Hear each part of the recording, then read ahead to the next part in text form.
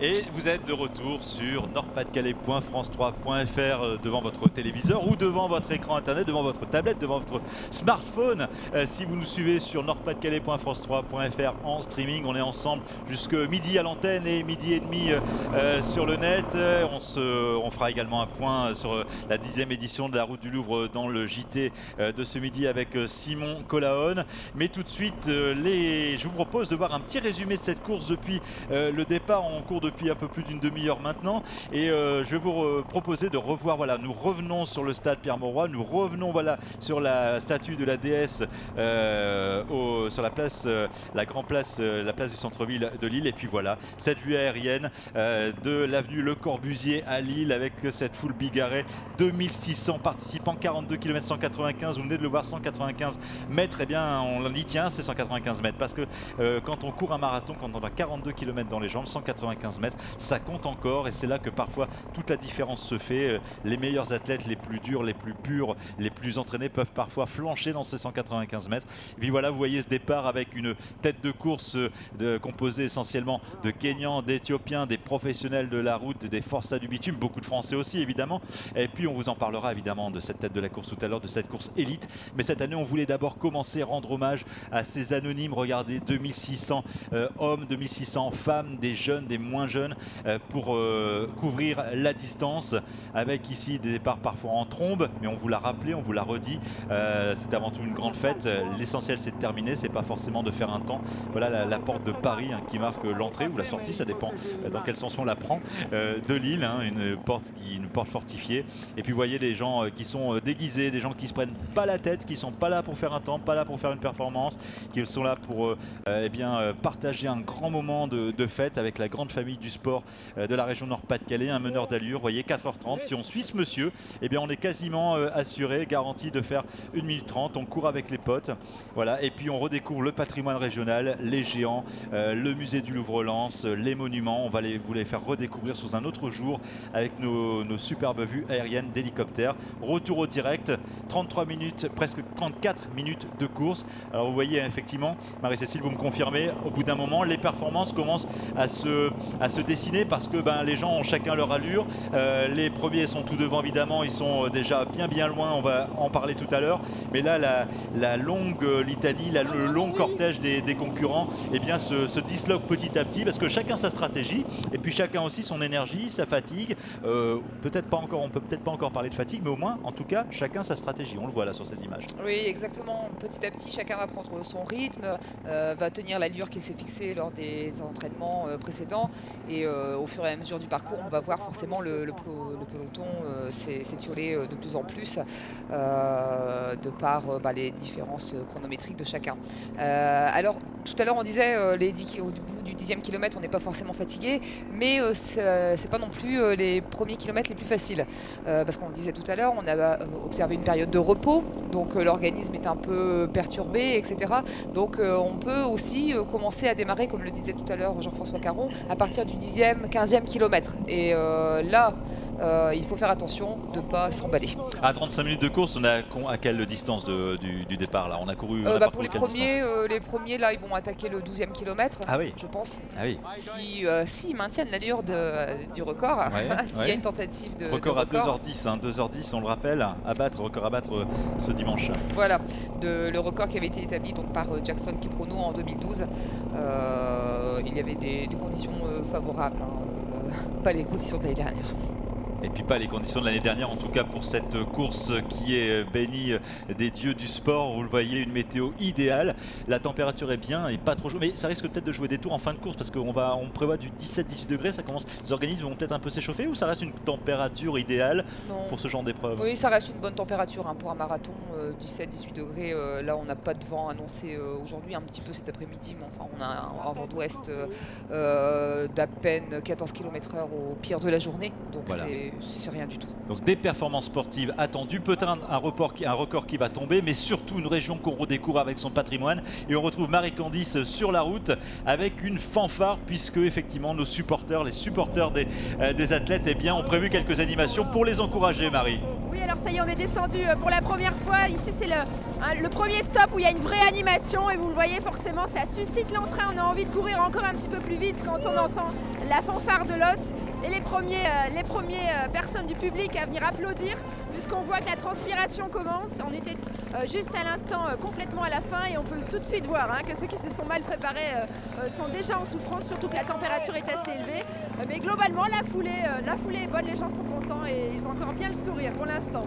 Route de Louvre, 42 km, il y en a même un qui a fait une pancarte. Voilà pour cette ambiance sur le bord de la route comme si vous y étiez. Merci Marie. Je précise que vous avez un casque parce que vous suivez cette course sur une de nos motos de l'organisation. Je propose surtout d'écouter un petit peu cette fanfare là qui encourage nos athlètes.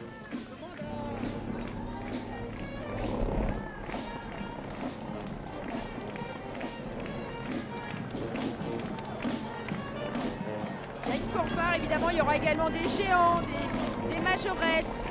Plus de 2500 bénévoles, c'est vraiment une course qui est au-delà du sport, un moment un petit peu de communion de la région et du bassin minier. Voilà, nous sommes à Los, une des premières villes-étapes du parcours. 18 villes-étapes sur tout le parcours entre Lille et Los Angoel pour l'arrivée. Là, nous sommes à Los. Visiblement, les organismes ne souffrent pas encore beaucoup. Docteur Dominique Chevalier, vous êtes toujours avec nous. Vous êtes cancérologue. Le sport, on connaît les bienfaits du sport pour la santé. En quoi le sport, en quoi la course à pied et tout type de sport, mais particulièrement quand on prépare ce type d'événement, nous préserve des coups durs, nous préserve de la maladie, nous préserve des difficultés et puis entretient aussi notre santé au long cours et pour vivre le mieux possible, le plus longtemps possible.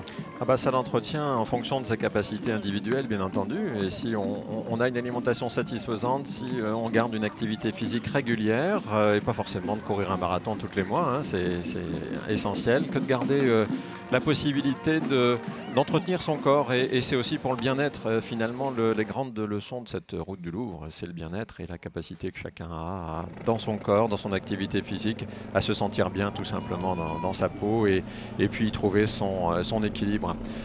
Chacun est très différent, il ne faut pas chercher à courir un marathon si on n'est pas préparé bien entendu, mais si on n'est pas non plus en capacité de le faire, ça peut être 20, ça peut être 10 et on le voit très bien, c'est l'enseignement de cette route du Louvre avec les parcours de randonnée que l'on voit qui viennent d'un peu partout et cette nouveauté venant de la région de la Somme et qui rejoint le nord. Je trouve que la symbolique vers le nord-Pas-de-Calais est extraordinaire.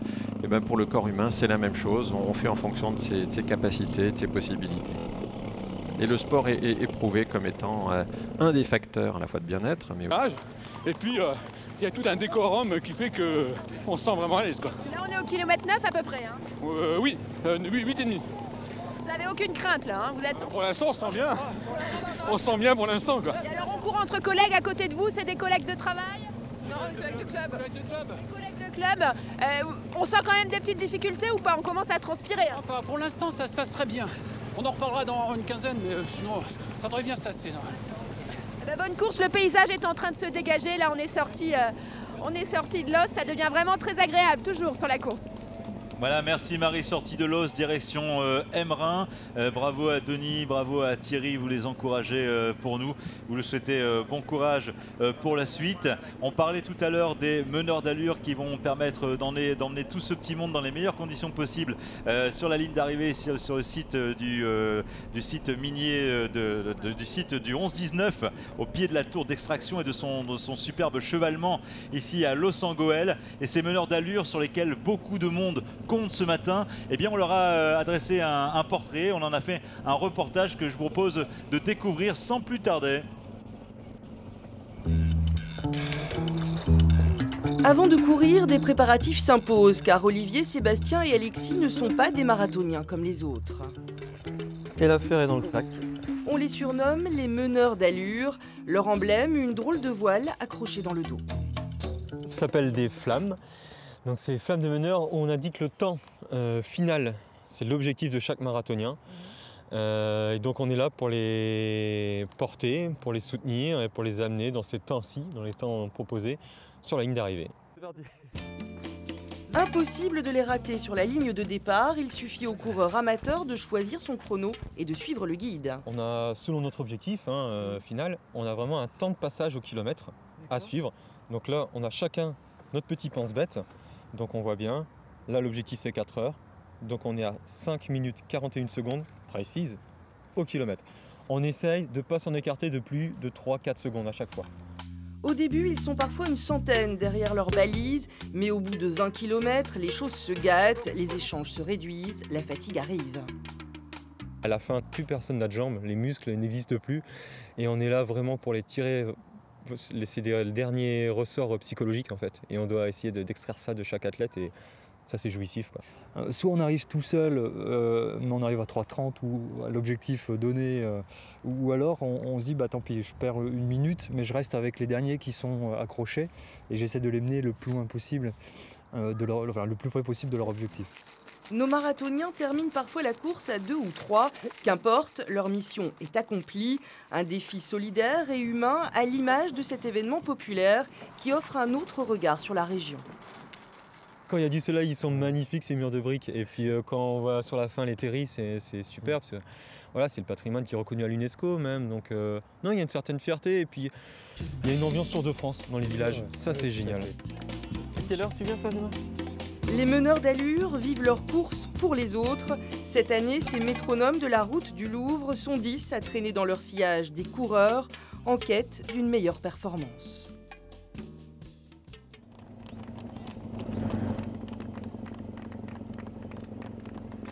Merci Laura pour ce portrait de ces meneurs d'allure sur lesquels encore une fois beaucoup de monde compte pour réaliser sa performance. Voilà, superbe vue aérienne du parc Mosaïque ici à Houplan-Couanne, le parc Mosaïque qui fait partie de ce parc de la Deule qui a été créé pour tout simplement pour protéger les champs captants au sud de l'île, à la fois pour résister à la pression immobilière, les constructions, la construction urbaine et puis aussi à l'agriculture intensive. C'est un élément qui est important, un élément important de la trame verte qui traverse les communes de Vingles, d'Houplan-Couanne, là où nous sommes actuellement, de Sante, de Don, au Bourdin ou encore Seclin et beaucoup d'autres également. Ça y est, là on est sur la tête de course. Sur la tête de course, Marie-Cécile, vous allez pouvoir nous éclairer sur ce trio, sur ce quatuor de tête. Dites-nous tout, qu'est-ce que vous voyez, comment vous décryptez ces images? Alors oui, comme on le disait tout à l'heure, on a Marc Tanui qui est donc là en tête du peloton. On peut rappeler sa performance, c'est 2h11.02 au marathon de Nice-Cannes en 2010. À savoir que le marathon de Nice-Cannes a à peu près le même profil au niveau du parcours que nous, avec ses difficultés. Donc je pense que c'est un numéro à retenir pour la fin de course.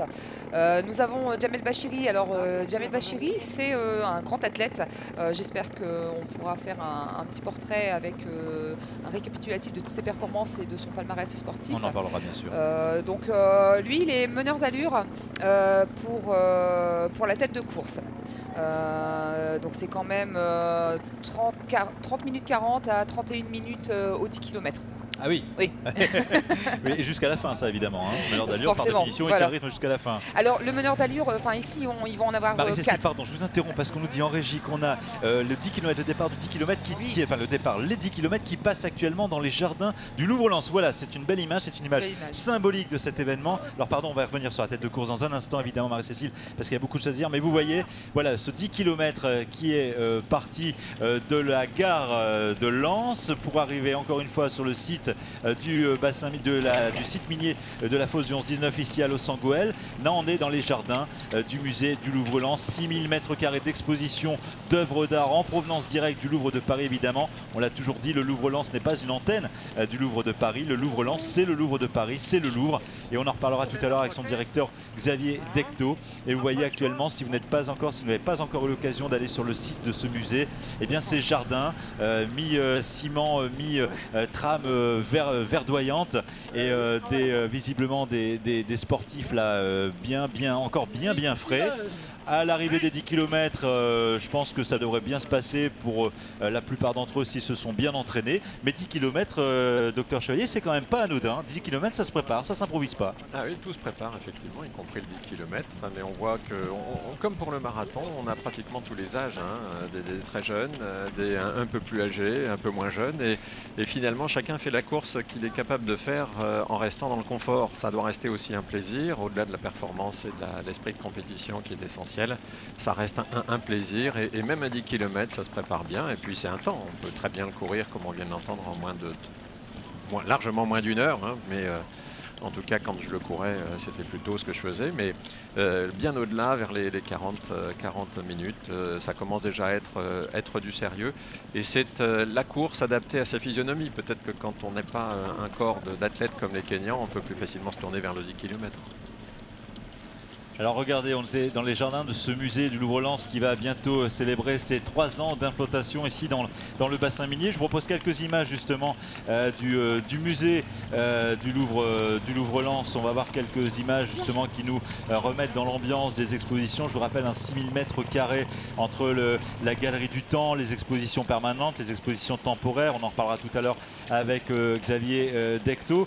10 km, les 10 km qui traversent les jardins du musée.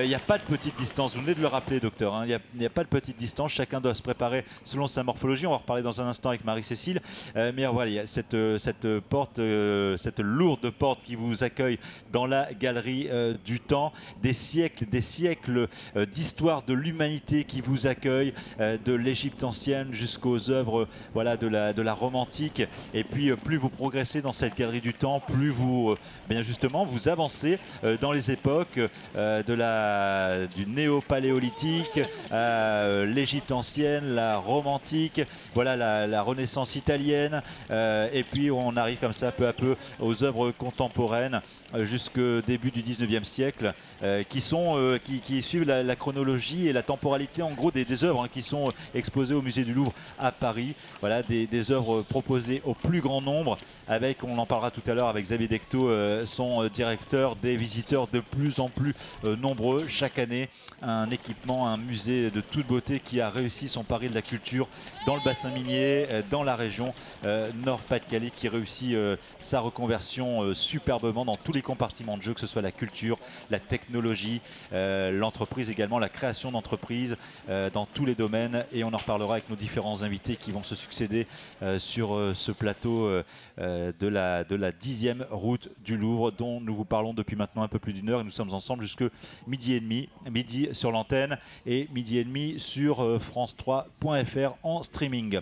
Retour sur la tête de course, 57 minutes de course. Marie-Cécile, vous disiez tout à l'heure, vous nous écriviez un petit peu, vous nous décriviez et vous nous décryptiez ces images. Alors reparlons, vous vouliez nous parler particulièrement de Bachiri, meneur d'allure, dont vous vouliez un petit peu nous rappeler un peu le palmarès parce que c'est particulièrement impressionnant. Mais regardez, on voit ici Moses, hein, c'est ça? Moses, oui. Ça fait partie de ceux qui pourraient éventuellement faire tomber le record à 2h10 cette année. Alors, il est un peu plus loin puisqu'il a un record à 2h15 en 2014 à Anvers.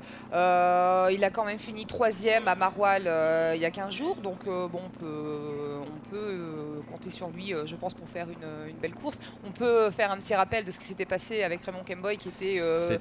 C'était une finale de voilà. folie. On va parler de l'actualité, mais quand même, ça mérite d'avoir effectivement un petit rappel sur la manière dont c'était, sur le dénouement de la 9e édition l'année dernière. Il n'avait pas mené, il était revenu un petit peu de nulle part sur la fin de course et tout s'est joué dans les 500 derniers mètres. Donc c'est pour ça que même avec des chronos qui sont quand même un peu avec des écarts creusés entre 2h09 et 2h17 pour la majorité des Éthiopiens et des Kenyans qui sont présents aujourd'hui, un marathon c'est long, il se passe plein de choses. Donc on ne peut pas prédire à l'avance qui sera bien jusqu'au bout. Parce que là on est encore loin du but, on est à 58 minutes de course, qui est encore un peu moins de la moitié de ce qu'ils ont à parcourir aujourd'hui. Donc rien n'est joué. Voilà, des rebondissements à attendre, une belle aventure que nous vivons ensemble sur France 3 Nord-Pas-de-Calais. On va se quitter vraiment quelques courtes minutes pour une page de publicité. On se retrouve juste après. Surtout, restez avec nous, ne nous quittez pas parce que c'est maintenant que les affaires commencent, que les affaires sérieuses commencent. C'est maintenant que l'aventure commence, maintenant que les organismes sont bien chauds, que chacun va commencer à souffler souffrir, que ce soit dans sa catégorie élite ou que ce soit parmi les anonymes. De belles images en perspective, vous en voyez une là d'ailleurs à cet instant précis, de belles images d'une aventure humaine que nous vivons ensemble. On se retrouve juste après la pub.